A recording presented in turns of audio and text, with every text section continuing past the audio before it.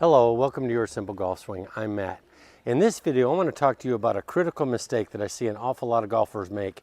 Even a lot of my own students that have taken my online course, have learned the swing in depth. They still, when they send me their videos and they tell me, hey Matt, I feel like I'm getting it, but there's something that's just not quite there yet and I'm not getting the distance that I expected. It usually boils down to this one mistake, and I'm going to cover that mistake in depth in this video. Before I go on, I want to welcome all of you new viewers to my channel. Take some time to go through. You'll see that I teach the Mike Dunaway swing method. It's the most powerful and efficient and effective swing you'll ever learn. If you want to learn the swing a little bit more in depth, go down into the description. You'll see a link to my online course. Now, my online course is not just a collection of videos that I've uploaded to YouTube. No, every single video that's on my online course was made exclusively for the course itself. I go a little bit more in depth on the course. I give drills and I give certain little tips and tricks that I don't cover on YouTube. So anyways, if you want to learn the swing really quickly, just go down in the description, click the link, get started on my course. Okay, so let's talk about that mistake that I see so many golfers making. Well, in the swing that I teach, based on Mike Dunaway swing, I call it the Your Simple Golf Swing method, I talk a lot about the weight shift. And most people get the weight shift right to a point. What I teach is I teach that we straighten this trail leg while we bend this lead leg, and then we turn. Mike Austin, he described it as a tilt and a turn. So we're getting that tilt because when we straighten this leg and bend this leg, that raises the right hip because this hip is going to drop down. This leg is getting longer because it's straightening. This one is shortening because it's bending, and that's causing the tilt. Where so many people are getting this wrong, they're getting the straight leg, straightening the leg right, they're getting the bending right, they're getting the turn right, but what they're doing is they're doing kind of what you may have heard called a reverse pivot. Now, what exactly is a reverse pivot? What they're doing is they're straightening this leg, they're bending this leg, but they're going like this. I don't know if you can see what I'm doing there. This hip is going way back behind them, and they're keeping most of their weight on that left side. So you see I have a straightened leg, so to speak, in so much as that my right knee is straightened and this one's bent, but my weight is staying over on the left side. So I have nothing to transfer back into the ball. And I see an awful lot of golfers, they'll get up there and they'll do this, and they'll keep that left heel on the ground, and they'll keep their weight over on this side. Their whole body's really over here. And then when they come back, they're popping back this way. Well, that's going to really rob you of distance. It's going to rob you of consistent ball contact. It's just not the way to do it. So what is the proper way to do that? How do we make sure that we do this shift properly?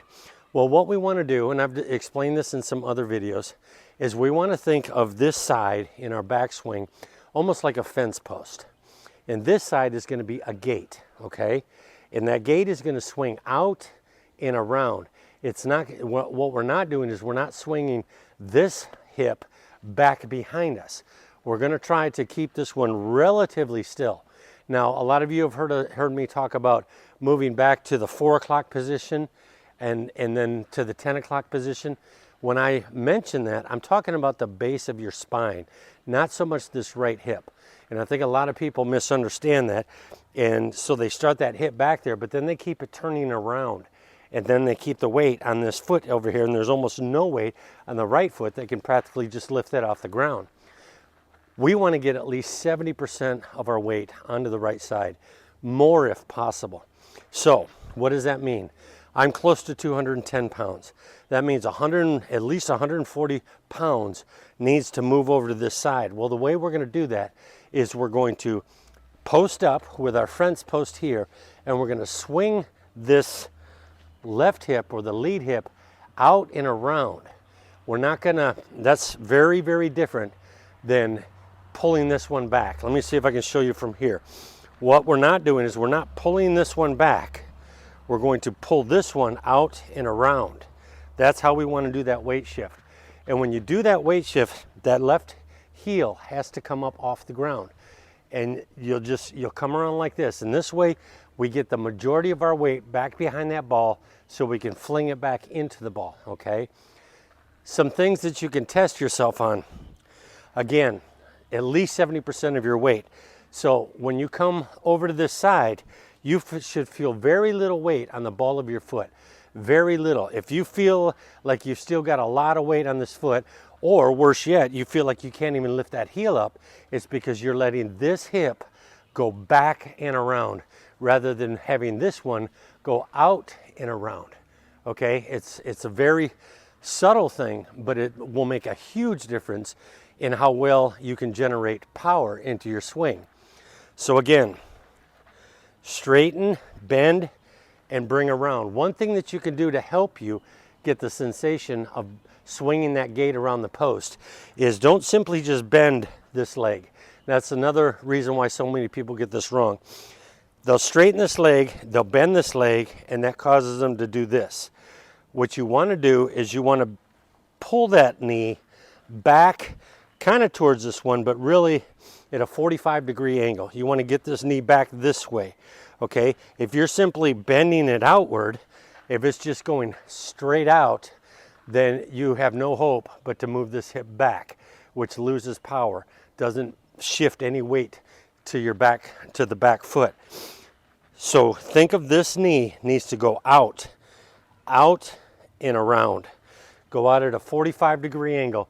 Then you'll be able to get that weight. You'll feel very little pressure on the ball of your lead foot. You'll get all that weight back onto this side, and then you'll be able to fling into it with incredible power. Go out there, give this a try, work on it. Remember, this knee has to go back at a 45, not straight out, okay? Work on that. Keep this hip in place as best you can. It's probably gonna go back a little bit, but you certainly don't want it going way back like this. Look at it from the backside. This is the proper way. This is the improper way, okay? So go ahead and work on that. It'll help you get that weight behind the ball, and it'll help you fling that weight into the ball, give you a lot more distance. I hope this helps. Please hit the subscribe button, share this video with your friends, and please click the like button. Thank you so much. I'll see you on my next video.